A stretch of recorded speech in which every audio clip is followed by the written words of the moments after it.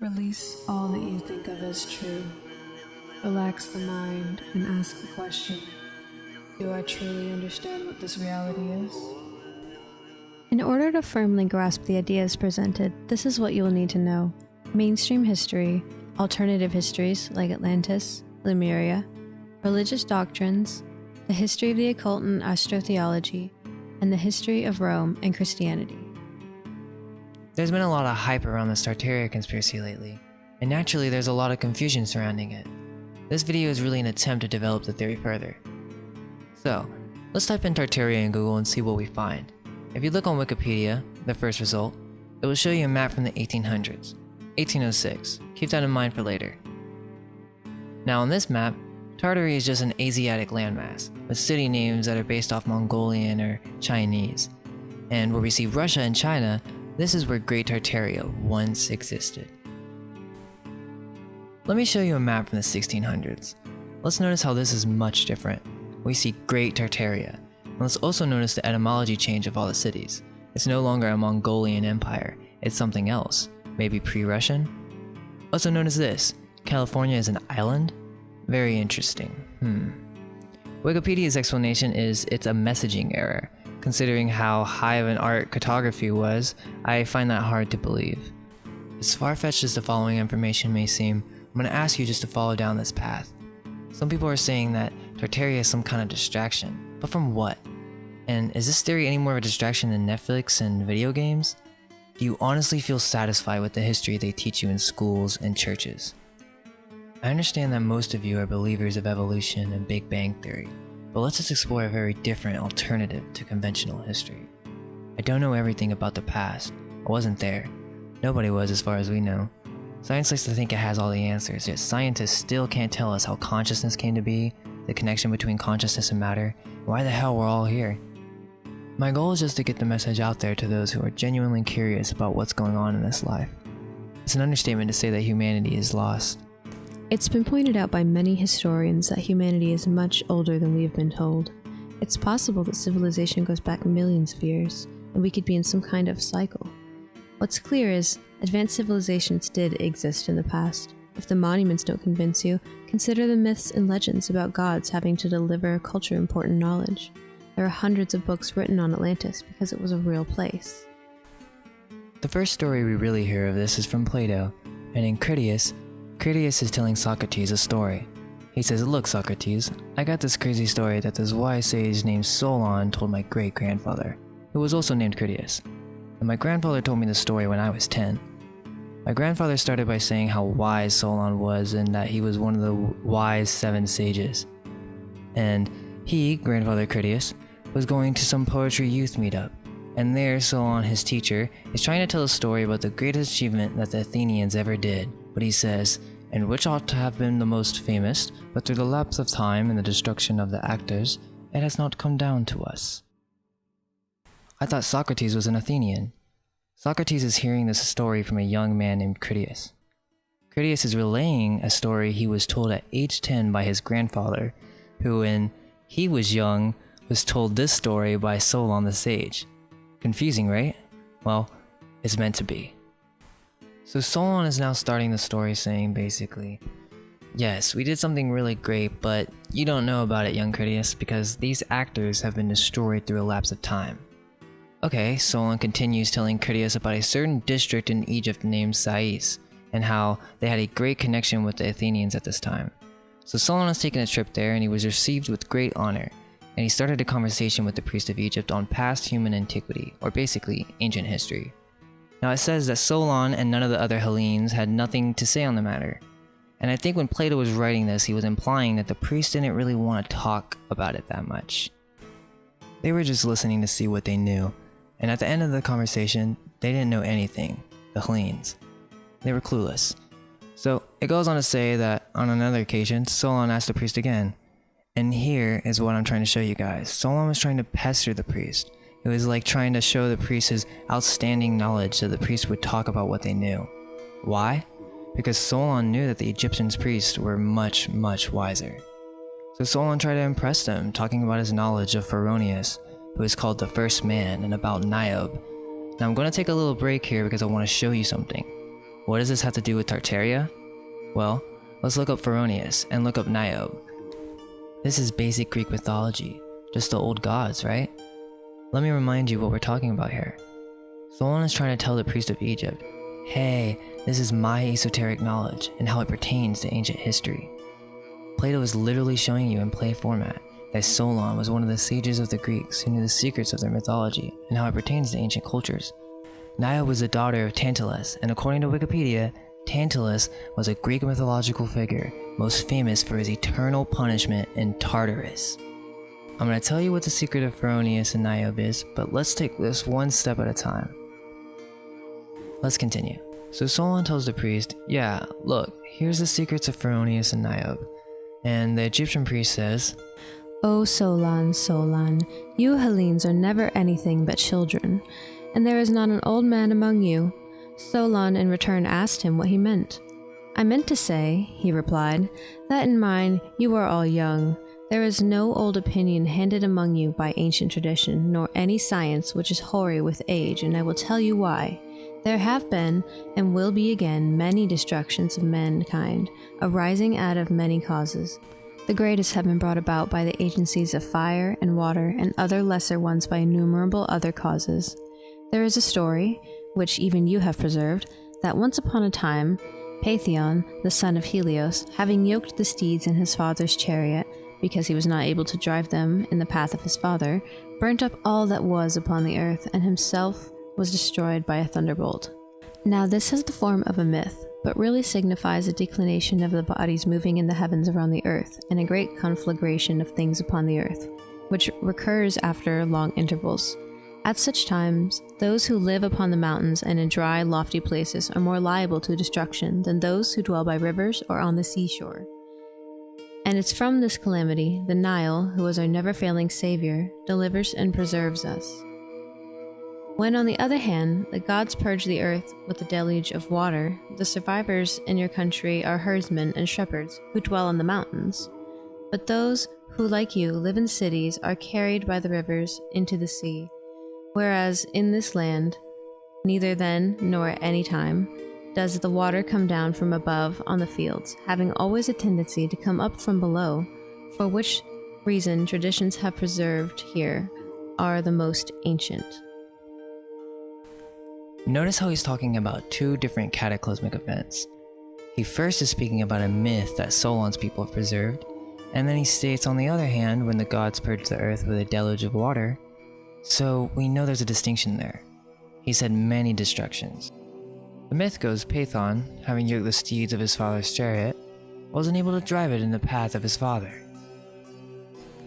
Could this mean that once Tartaria became a global empire and its motives didn't follow the same path as its predecessor Atlantis? And because he couldn't drive the path of the father, or remain as true as was the once great Atlantis, the chariot burnt up all that was on earth, and he himself, Tartaria, was destroyed by the thunderbolt. Could it be that Atlantis was destroyed because of natural progression through the ages, and perhaps Tartaria was destroyed for its evil motives, or its evil takeover? After the flood of Atlantis, this great nation tried to recreate Atlantis once again, only that it must have been forced so the civilization fell in Cataclysm. The priest is saying, look, here, this tradition goes way back, and everything we know and all the science that we practice are ancient, very ancient. We preserved our sciences. He called the Greeks children, saying there was not one man among you, and remember, this is Plato, where we get all our sciences from. Now the priest said, the people who live on the mountains in dry and loft places were more liable to destruction when referring to Solon's myth. This is a very key factor. Okay, so that's the first understanding. There was an ancient advanced civilization in the past, and it was destroyed by water, and this is Atlantis. This is what we call pre-Diluvian, or pre-flood era. I want to start this off by just making sense of our timeline. If you're new to this stuff, then bear with me please, because I'm just going to explore out of our conventional timeline here. So we need to use certain terms and cultures to help us understand where we are before I can really make my final thesis. So we have this Egyptian priest, and he's talking about a pre-Diluvian age. So what was Solon talking about with the secrets of Pheronius and Niobe and how it relates to antiquity? While researching for this thesis, I had an inkling to look up the Gaelic etymology for Tartar. Let's see what it says. Gaelic, Tartar, a great noise or confusion, that which is noisy, bustle, uproar, confusion. A Tartarian is a slang, bad word for a thief. Then get this, it also says that the word is often accounted for by the story of an Irish soldier who in some eastern battle had called out that he had caught a Tartar, or a thief. This brings me to the Irish origins of civilization. We're told by authorized history that human civilization migrated east to west, but in this theory, a group from Atlantis survived and preserved the knowledge. Whether they knew the flood was coming, who knows for certain, but they landed in Ireland, and here somehow they survived. It's possible that this is the beginning of what we know as civilization, instead of east to west. I'm going to show you how the history of what we call the Irish, or the original inhabitants of Ireland, the preservers of the science of old, survived the flood, rebuilt their civilization, started traveling around the world to help the survivors, and bring their cultures back to civilization. Long later, those we know as the Greeks and Romans completely renamed these people, branded them as savages, and basically rewrote history for the masses, and we think Greek and Romans were the great civilizers of the world. The book, Irish Wisdom Preserved in Bible and Pyramids, by Conor McDarry, the audiobook is online and all you have to do is go give it a listen, examine the evidence he presents and decide for yourself. In case you don't have enough time though, I'll try to break it down. Do you remember the Phoenicians? Yes, no, maybe? They conveniently skipped over them in high school, but they were a big deal. In mainstream history, their language was the basis of the Greek culture, and they sailed all over the coast of Africa, all the way to Britain. They were the sea explorers with advanced ship. However, when you look up in the history book, you'll get pictures of very primitive, unintelligent people. Baloney. Phoenician was a cover name, and you're going to see this happen a lot throughout history at the hands of the Greeks and the Romans. They simply renamed the Irish Phoenician, and they were all but forgotten. You can find more connections to the Celts to the Phoenicians based on their language here on the website simply called phoenicia.org. Conor McDarry states, in their great missionary pilgrimage, they circled the globe in order to give religion and knowledge of God to the different races of mankind. They also established priesthoods and gave alphabets to the races who were unenlightened in such matters up until that time. Ireland is the country in which the arts and the sciences were first discovered and developed.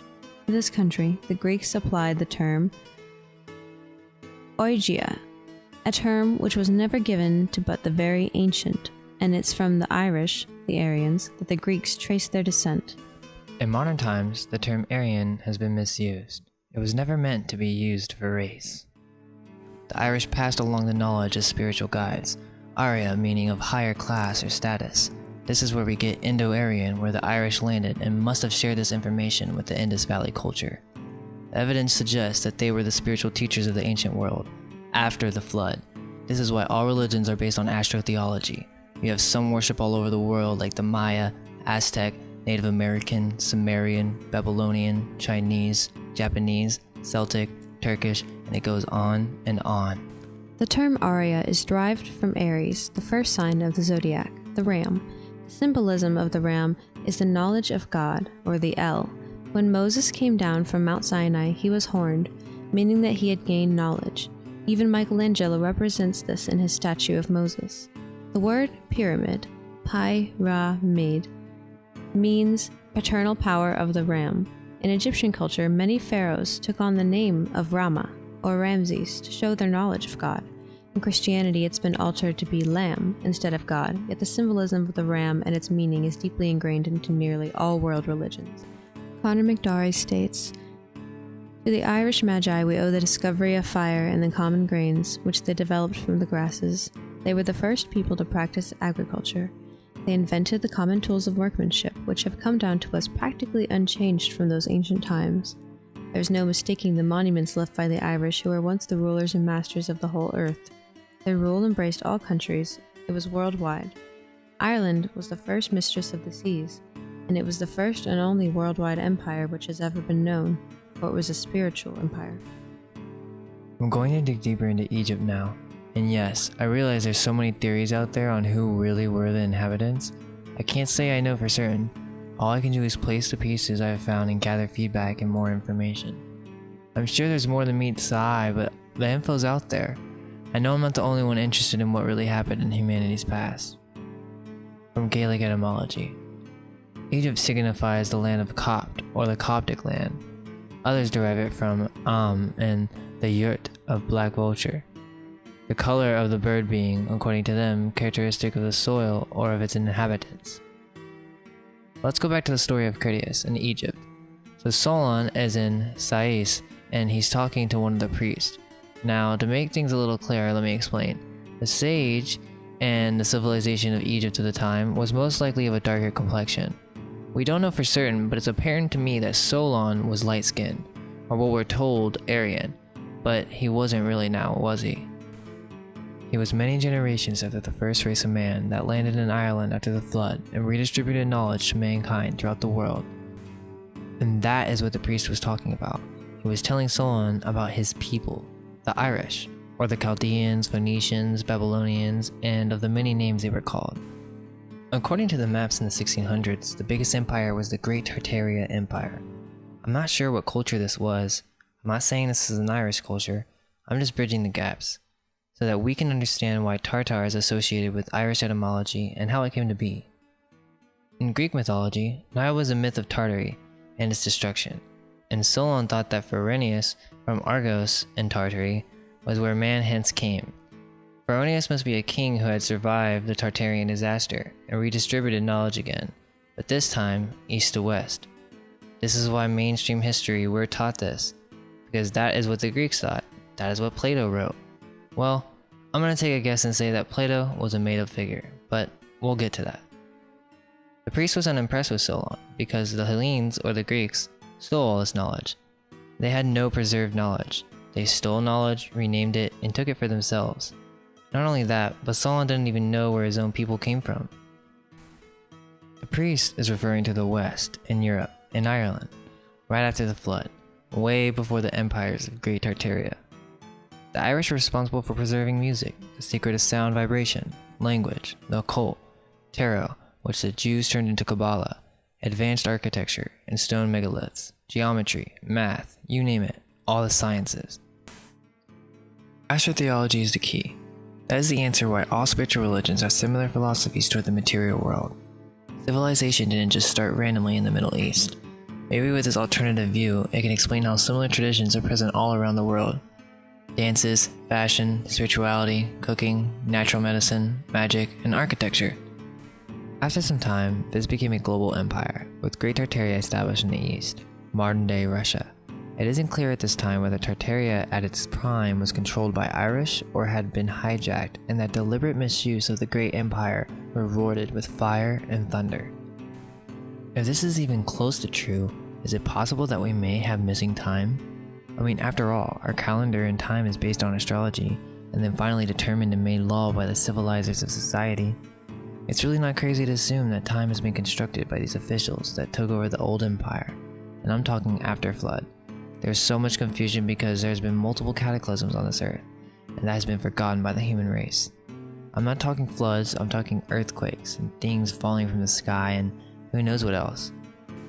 It's not just stories. In this last global empire, whatever it was called, Irish, the Tartars, or the confusion, or the thieves, was destroyed and stolen by the Greeks/Romans.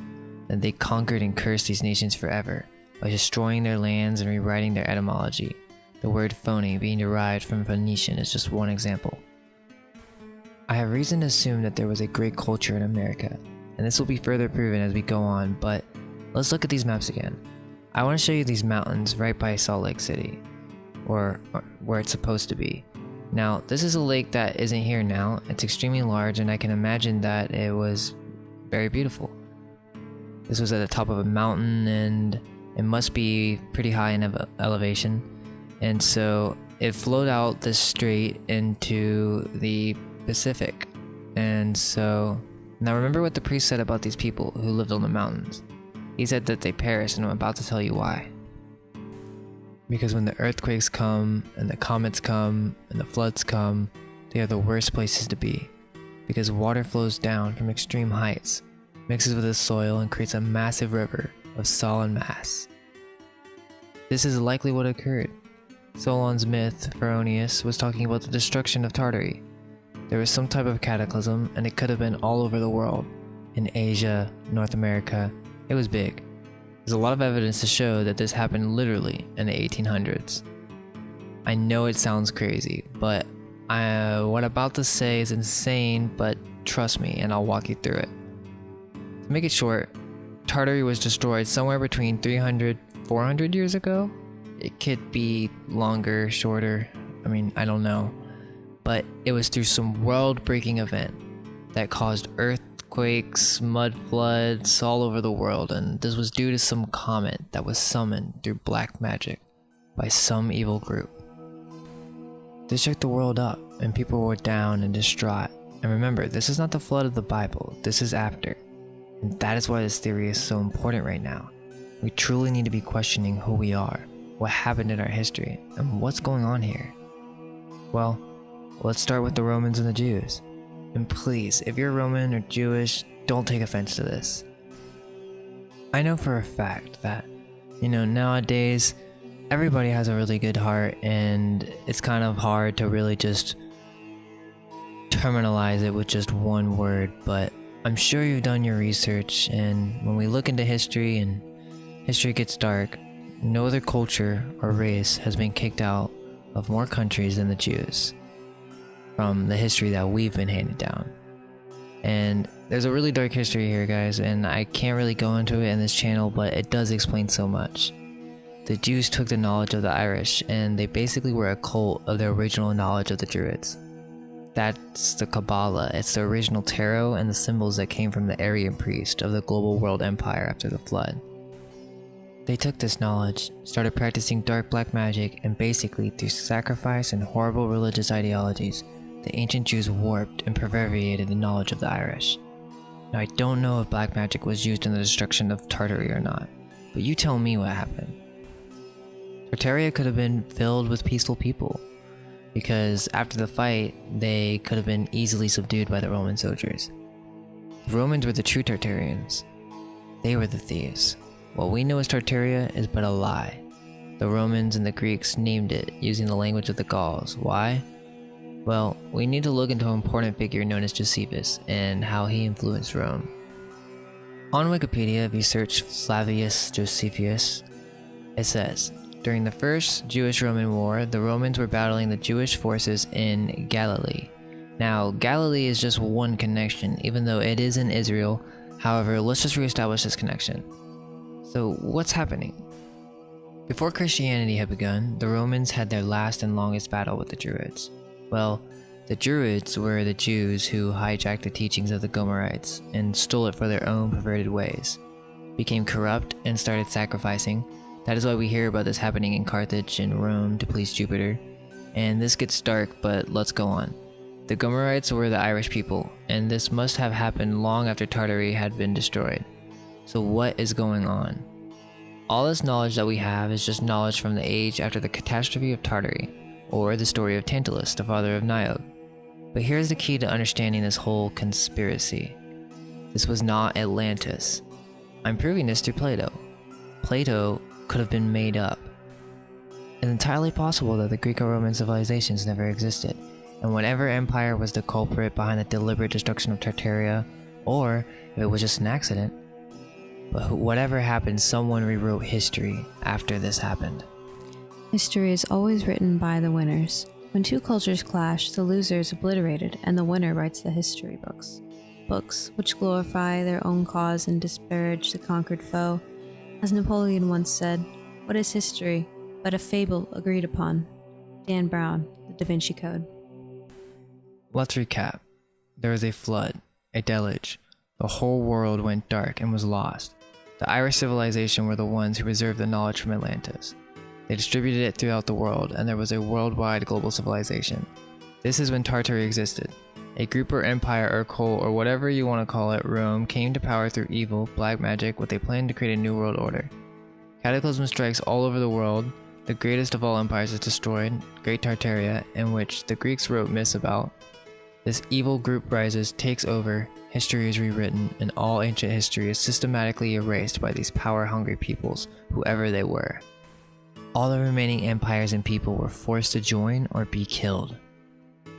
This gives me a better position to assert more theories. Now, If this is so, we need to establish some sort of timeline because what's going on? The first clue is in old 1600 maps. There's an I before the 600. Once you look into that and then you look at the records of the Dust East India Company, they have the same thing. The best way I can explain this whole thing is that the 1600 ones are Spanish or European. They are all made from the European Union. And where did they get their source maps? Okay, I'm going to get theoretical, but I feel as if I have to start somewhere with really figuring out what happened. What we know is the Renaissance, the European Union forming after Rome from Germany and then to Spain, Britain, etc. It's a fabrication. It's well known these days that Shakespeare was just a character. How much more of our history is full of these fictional personas?